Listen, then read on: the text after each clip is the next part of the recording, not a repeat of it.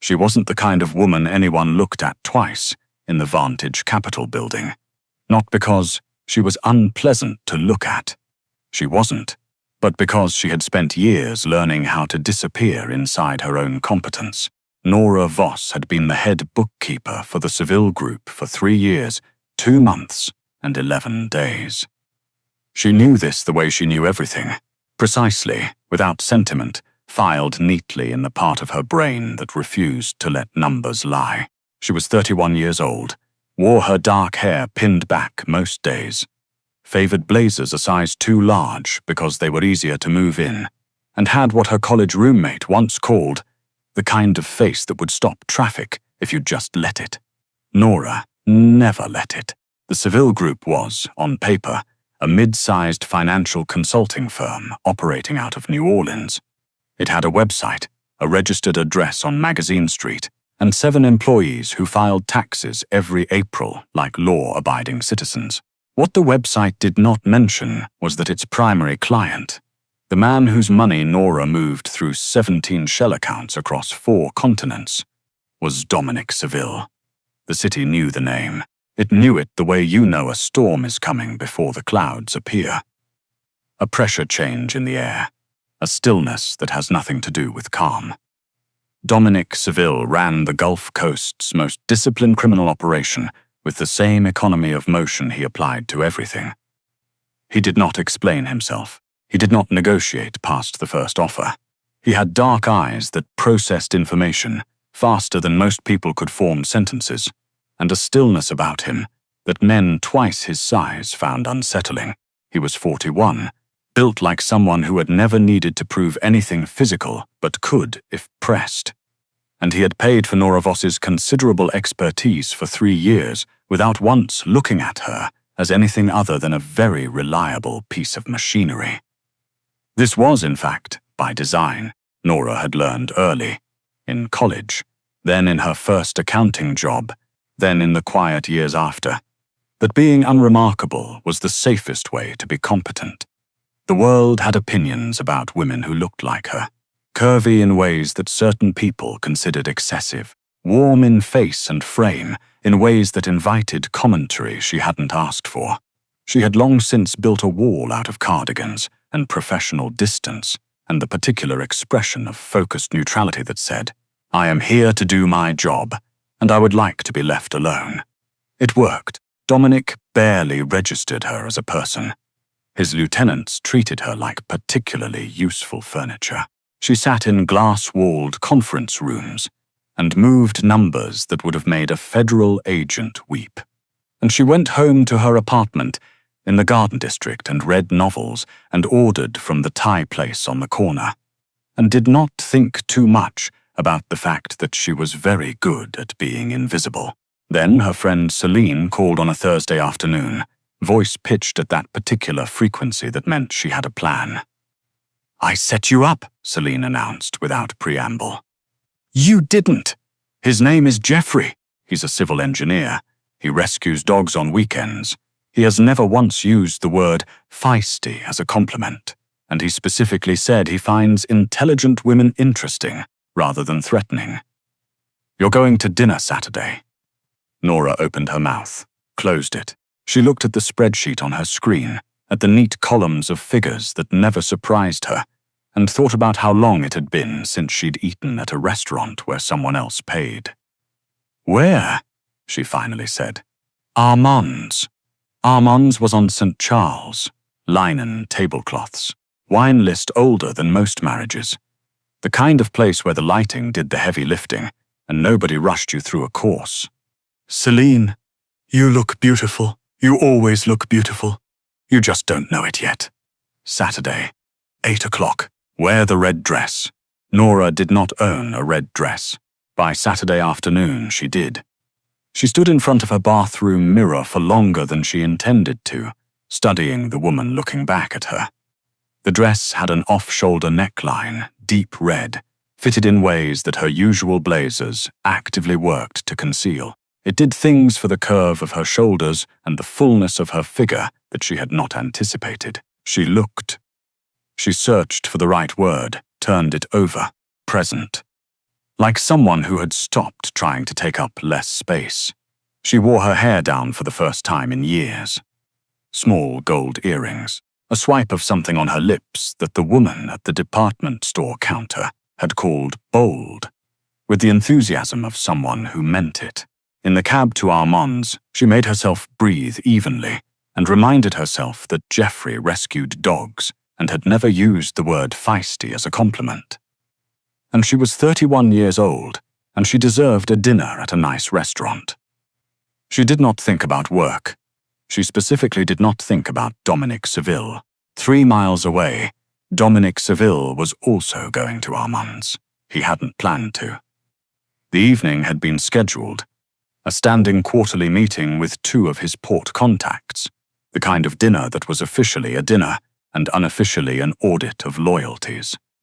The reservation was at 7:30. His driver, a quiet man named Picard, who had worked for Dominic for 9 years and survived largely by never asking questions, pulled up to St. Charles at 7:22. Dominic straightened his cuffs in the back seat, charcoal jacket, no tie, the particular brand of effortless that cost more than most people's rent, and checked his phone. 2 messages from his operations manager, Crew, who handled the kind of logistics that couldn't be put in writing. 1 confirmed pickup, 1 weather-related delay on a shipment from Veracruz. Dominic sent 2 replies in under 15 seconds and pocketed the phone. The restaurant was already half full. He clocked the room in the time it took to cross from the entrance to the private corner where his contacts were waiting. Exits, sight lines, the particular body language of a man near the bar who was drinking too carefully. Nothing concerning. He sat down, ordered water, and listened to his port contacts talk for 40 minutes about complications that were, in fact, not complicated. He was calculating the most efficient way to end the dinner when he saw her. He almost didn't recognize her. That was the part he would never admit to anyone, least of all himself, that for 2 full seconds he looked at the woman in the red dress at the table across the room and felt something catch in his chest before his brain supplied the name. Nora Voss. She was laughing, not the polite, contained laugh she occasionally produced in meetings when someone made a comment intended to be humorous. A real laugh, head tilted back, her hand going to her mouth a half-second too late, the kind of laugh that started somewhere, genuine. The man across from her, tall, sandy-haired, the specific harmlessness of someone who spent weekends doing something wholesome, was leaning forward with the expression of a man who could not quite believe his luck. Dominic looked at them for 3 seconds. Then he looked at the menu he had not opened. Then he looked back. Nora was wearing a red dress. Her hair was down. She had a glass of wine she was actually drinking rather than letting sit untouched. She looked. He did not complete the thought. He filed it somewhere cold and factual, and told himself it was no different from observing any unusual variable in a known environment. He was still observing the variable 20 minutes later when his port contact said, "Dominic, the dock schedule. Renegotiate the window. 48 hours." He did not look away from the room. His contact exchanged a glance with the other man and said nothing further. Nora had been at dinner for 40 minutes and was, against all reasonable expectation, having a good time. Jeffrey was exactly what Celine had promised: polite, curious, genuinely interested in what she was saying, possessed of a complete lack of assumption about who she was or what she was for. He'd asked about her work with the careful vagueness that told her Celine had briefed him to keep it general, and she'd returned the favor by being the most sanitized version of herself. "Financial consulting," she'd said, and he'd nodded and moved on, and it was fine. He was telling her about a rescue dog named Brick, who had trust issues and a preference for shoelaces when she felt it. Not a sound, not a visible change.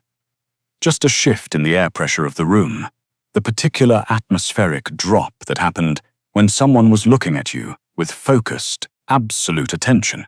Nora had grown up in a family that called it the back-of-neck feeling. She had learned, in 3 years of working for Dominic Seville, that the back-of-neck feeling meant she should look up calmly, without urgency, and identify the source. She looked up. Dominic Seville was sitting 40 feet away at a corner table, in charcoal and authority, looking directly at her. Not the way people usually looked at her, or rather didn't. Not the furniture glance, the equipment acknowledge. He was looking at her, with an expression that she couldn't pass from this distance and wasn't sure she wanted to. She looked back at Jeffrey, who was still talking about Brick's shoelace problem. She picked up her wine glass, set it down, picked it up again. "You okay?" Jeffrey asked. "Completely," Nora said, and smiled, and meant to mean it. Dominic had made a decision. He was not going to interfere. He was going to finish this tedious dinner, exit cleanly, and tomorrow at 9 a.m., Nora Voss would arrive at the Vantage Capital office and sit behind her glass wall and move his numbers around, and they would both behave like adults who had never seen each other outside a professional context. He was fully committed to this plan until the sandy-haired man reached across the table and covered Nora's hand with his. Dominic was on his feet before he knew he'd moved. Crew appeared at his elbow. He'd been stationed near the bar, which in retrospect Dominic recognized as the man who'd been drinking too carefully, and said very quietly, "Boss, I need 2 minutes." "With what objective?" Crew said, which was a reasonable question, and also the reason Dominic paid him a great deal of money. Dominic did not answer because he didn't have one. He had instead a feeling he had not experienced in long enough, that he needed a moment to identify it. He did not want a stranger's hand on Nora Voss. The clarity of this preference was absolute and slightly alarming. He crossed the room. Nora saw him coming. He watched her see him.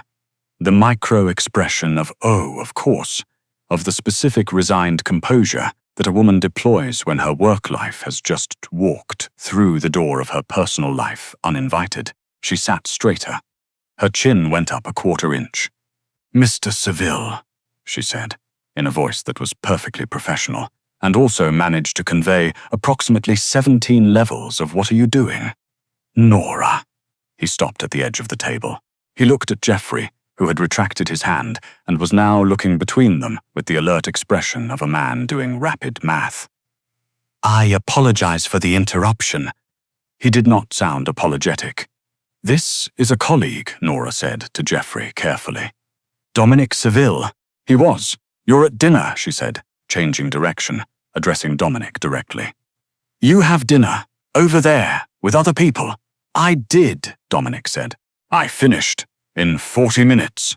We covered what needed covering." He pulled out the empty chair at their table, the one that had been holding Nora's coat, and placed her coat carefully over the back of his own chair before sitting down. There was a silence that had several layers. Jeffrey, to his credit, said, "I'm Jeffrey, civil engineer. I rescue dogs on weekends." "Dominic," said Dominic. "I don't." Another silence. Nora pressed her lips together in the specific way she did when she was doing arithmetic on how much something was going to cost her. "What are you doing?" she said in a quieter voice, leaning slightly forward. "Joining you for a drink."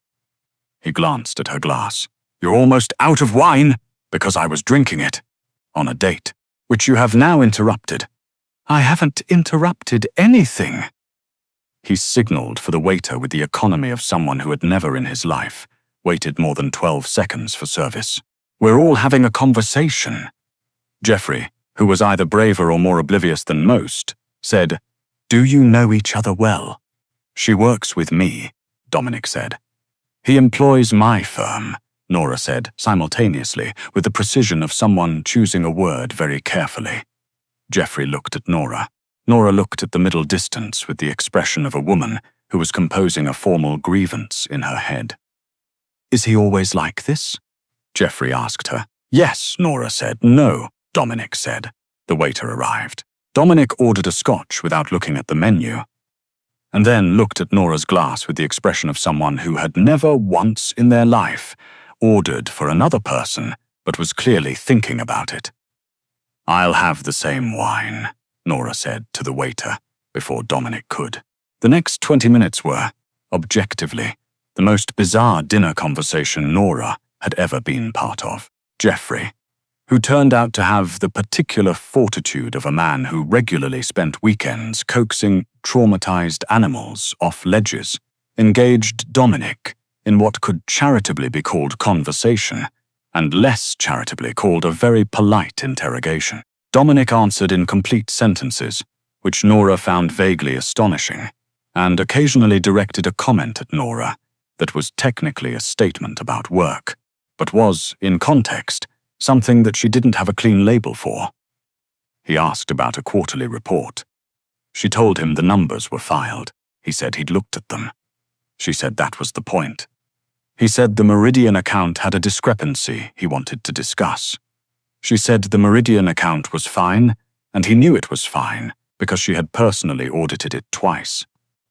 "Maybe I wanted to hear it from you," he said. Jeffrey looked at Nora. Nora looked at Dominic with the specific expression of someone counting to 10 internally. "The Meridian account," she said, "is not what's happening right now." Something shifted in his face. Barely there, the way a current moves under calm water. He picked up his scotch. "No," he agreed. "It isn't." Outside on St. Charles, a car alarm started and stopped. The sounds of the restaurant moved around them. Nora was aware of the wine in her hand, the warmth of the room. The fact that Dominic Seville was sitting across from her in a restaurant on a Saturday night, watching her with an attention he had never once directed at her in 3 years of professional proximity, she thought. He had to see me in a red dress for this to happen. She thought it with a complicated feeling that she was not ready to name. Then Jeffrey's phone buzzed, and he looked at it, and the expression on his face did the thing expressions do when something small and inconvenient has arrived at a bad moment. "My sister," he said. "She's at the ER. Nothing serious," she says, which means probably something medium, and she's 2 miles from here. He looked at Nora with a genuine apology that she found she believed. "I'm so sorry. I'd really like to do this again." "Go," Nora said. "Please, family first." Jeffrey stood, put down his card before Nora could protest, said it was interesting to meet you to Dominic with a neutrality that Nora privately respected, and left. There was a silence. "His sister," Dominic said. "His sister," Nora said. "How convenient." Nora set down her wine glass carefully. "Dominic, did you have anything to do with that phone call?" It was not a question. He looked at her over his scotch and said nothing, which was, she had learned, his version of an answer. The feeling that arrived in her chest was not the one she expected. It was not indignation, though that was present. It was not the resigned professional composure she had been wearing all evening. It was something closer to clarity, like a number that had finally balanced after 3 wrong attempts. "I want to ask you something," she said. "Ask, and I want you to answer like an adult who is capable of direct communication, not like someone who moves through rooms and expects people to read the air pressure." He set down his scotch. "All right, why are you here?" The pause was exactly 2 seconds. "I saw you across the room and I didn't like what I saw." She held herself very still. "You didn't like? I didn't like his hand on yours." His voice was even. The evenness of it was deliberate, she realized. The same way it was deliberate in rooms where men had reasons to be afraid. He was not speaking to her from that place. He was speaking from somewhere else, somewhere that seemed to have less air than he was used to. "I didn't like the fact that you were laughing like that, and I had never seen it before." Nora breathed. "Like what?" she said. Like it was coming from somewhere real. He looked at her directly. "You don't do that in the office. I'm professional in the office. I know." And then, quieter. "I've been watching you disappear into that office for 3 years, Nora." The restaurant noise moved around them like water. She was aware of the table between them, the candle in the glass, the specific weight of being seen by someone who had been looking without her knowledge. "That's different from watching me," she said carefully. "Is it?" She thought about 3 years of cardigans and professional distance, and the particular expression of focused neutrality. She thought about how she had built the wall so carefully, and how useful it had been, and how exhausting. "You can't unsee it," she said. "That's the thing. Once you've actually looked at someone." "I know," he said. "I'm aware, and you're the most dangerous person I work for. Also aware. And you destroyed my date. That was rude of me." He didn't apologize. She hadn't expected him to. She looked at him for a long moment. At the dark eyes and the stillness, and the 30-year-old scotch and the charcoal jacket, and the man underneath all the architecture of intimidation, who had apparently been paying enough attention to notice that she laughed differently in restaurants than she did in glass-walled conference rooms. "The Meridian account," she said. "Yes, if I were to audit it again, say, Tuesday, would you be present for the review?" Something crossed his face that she had no prior data for. "I could arrange to be present, and would you buy me dinner after? Because I was supposed to have a nice dinner tonight, and someone ruined it." The silence lasted 4 seconds. Then, "Where?" "Somewhere with linen tablecloths, and a wine list and no port contacts." "I can do that. And you will not invite yourself to my table if I'm there with another person." "You won't be there with another person." The certainty of it should have been infuriating. She was looking for the indignation and finding it, but underneath it, underneath the wall and the blazers and the 3 years of professional invisibility, there was something else entirely. "You're very sure of yourself," she said. "Usually." He paused. "Less so lately." Nora picked up her wine, took a sip, put it down. "Tuesday," she said. 10 o'clock. Bring coffee." "What kind?" "Black, 2 sugars." She reached for her bag. "I know what it means to work for you, Dominic. I've been watching the numbers for 3 years. I know what you are. And—" She stood, smoothed the red dress, looked down at him with the expression of a woman who had spent 3 years being furniture and was done with it. "And I'm still here," she said. "That probably means something. Figure out what." She walked out of Armand's and through the heavy front doors and into the thick, warm air of a New Orleans Saturday night. And the cab was already at the curb because she had texted for it while Dominic was processing the fact that she'd stood up first. Behind her, she did not look back. She didn't need to. She could hear, in the specific quality of the silence she'd left, that Dominic Seville was still sitting at that table. Not moving, just sitting, with his scotch and his stillness, and whatever was happening behind those dark eyes that she had never been meant to know about. The cab pulled out onto St. Charles, past the streetcar tracks, past the lit windows of the houses with their iron galleries. Nora leaned her head back against the seat and stared at the ceiling, and let herself feel, privately and completely, the thing she had been not feeling since he'd walked across that restaurant. She was warm all over, the kind of warm that had nothing to do with the August air.